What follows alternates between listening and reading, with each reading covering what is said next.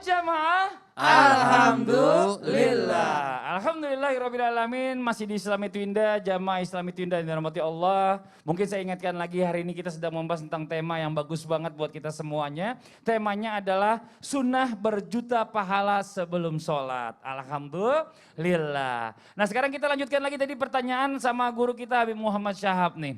Sebelum iklan Bib.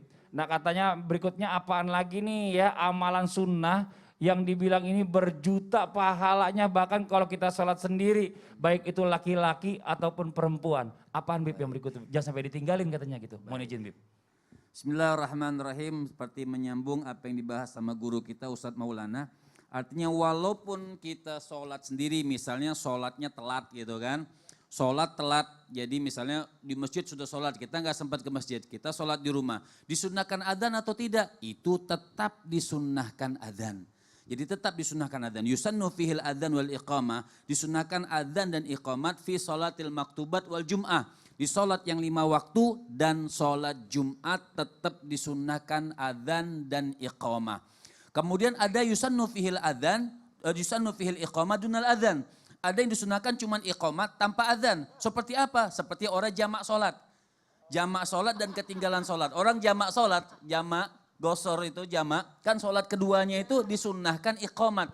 Tapi boleh adzan yang pertama, maka yang kedua sholatnya tidak adzan lagi. Hanya iqamat. Orang yang telat sholat, misalnya telat sholatnya rombongan. Seperti Ustadz Maulana bilang waktu ke Korea, kan sampai sholat 5 waktu.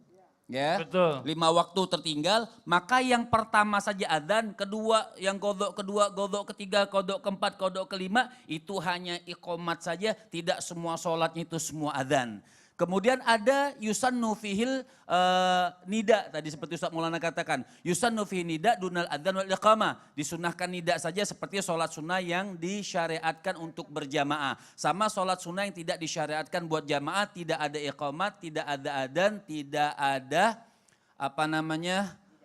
tidak ada nida, itu sholat yang disunnahkan. Juga wanita, tadi sudah dibahas sama Ustadz Maulana, wanita kalau sholat sendiri boleh aja dia mau adzan tapi sholat sendiri. Jadi dia sendiri yang dengar adzannya dan dia sendiri yang dengar iqamatnya, seperti itu. Boleh misalnya contoh gitu. Gimana tuh Bib? Ustadz Syam prakteknya Siap. gitu. Boleh. Baik. Artinya qomat sekarang. Oh qomat. Qomat. Ya, iqamah. Ini Iqamah. sebenarnya bukan wajib. Ya, buat para pemirsa semuanya bukan wajib, ini juga disunahkan buat laki-laki dan buat perempuan. Orang kalau lagi qomat, kira-kira waktu qomat kapan orang boleh berdiri? Ya, yuk kita duduk yuk. Waduh. Iya. Kita duduk ceritanya. Saya jongkok aja. Kita duduk ceritanya. Berpikir lagi iqamah. Allahu Akbar, Allahu Akbar. Belum berdiri. Asyhadu an la ilaha illallah. Asyhadu anna Muhammadan Rasulullah. Hayya 'alas salati, hayya 'alal falah. Qad qamatis salat. Jadi pas waktu qad qamatis salat kan suruh bangun perintah. Nah itu baru kita bangun. Baru kita berdiri. Ini sebenarnya aturan. Artinya kalau saya berdiri dari awal boleh nggak? Boleh saja. Saya langsung Cuma diri dari awal, Bib. kadang-kadang orang suka ini. Kita lagi Jumat itu, dipikir kita tidur atau gimana? Mungkin bersangka baik. Kadang dorong ngebangunin, bangun, azan, qomat. Maksudnya belum waktu qad kita ngambil waktu tertibnya, qad baru Qad kita qamatis. berdiri. Seperti itu. Jadi waktu qad qamatis shalah baru kita berdiri. Itu yang dianjurkan, bukan berarti wajib atau tidak wajib. Itu yang dianjurkan. Yang dianjurkan. Boleh yang lain duduk lagi. Jadi Silakan demi lanjutkan, Bib. tertibnya ya, Iya. Tertibnya seperti itu. Jadi subhanallah, artinya ini memang kalau kita ibadah mengikuti syariat atau yang disunnahkan atau yang dituntunkan oleh para salaf kita, maka sholat kita menambahkan kekhusyuan dari Allah Subhanahu wa taala. Mengikuti apa yang disunnahkan oleh baginda Nabi besar Muhammad sallallahu alaihi wasallam mubarik alaihi wa ala. Ada juga yang salah. Misalnya salah begini, sholat wajibnya hampir telat.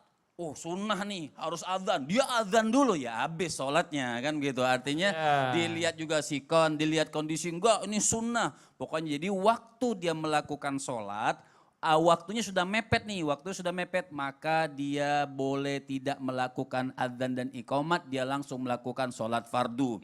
Contoh, misal orang masuk masjid, Ustaz, coba Ustaz Syam, Ustaz Maulana juga boleh. Boleh. Fadli silakan. Iya. Saya yang punya masjid, saya punya masjid. Saya punya masjid. Artinya kalau orang Jumat kebanyakan, Betul. Ya. waktu masuk adzan pada berdiri. Mana bagus, berdiri atau duduk? Kan kadang-kadang orang masuk nih suka berdiri atau ketika sholat fardu. Pada waktu Ustaz Sam Azan. lagi azan.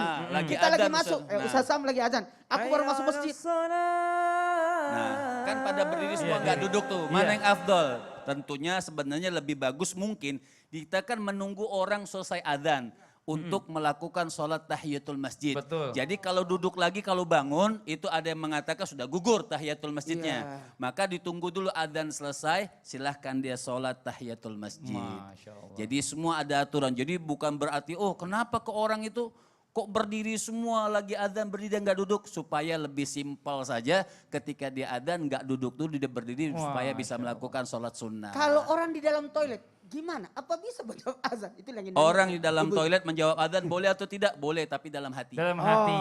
Terima kasih banyak Bi atas penjelasannya, ini Masya Allah ya.